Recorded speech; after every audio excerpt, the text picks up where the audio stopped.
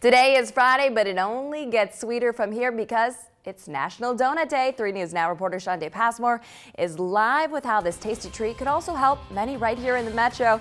Hey Shantae, making us hungry this morning.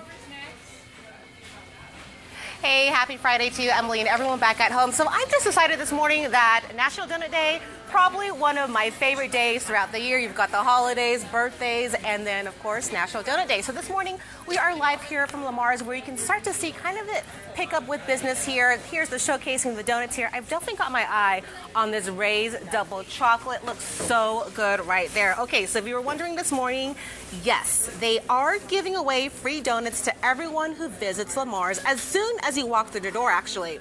Now, the donut chain is teaming up with the Salvation Army again to raise funds for youth programs. And did you know, this is new to me, the organization carries a rich history with donuts dating all the way back to World War I.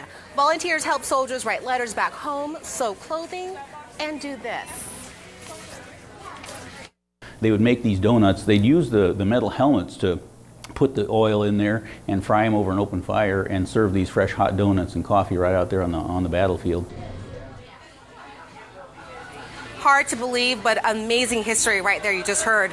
Now, while you indulge on a tasty treat, the Salvation Army will have bell ringers later this morning, and so you can have something good here at LaMar's while also doing something good right here in your own backyards. And speaking up, coming up later on the show, I'm going to tell you how the Salvation Army and LaMar's is connecting the history I just shared with you to modern day times. That story coming up at around 6:30. For now, reporting live, Shantae Passmore, 3 News Now this morning.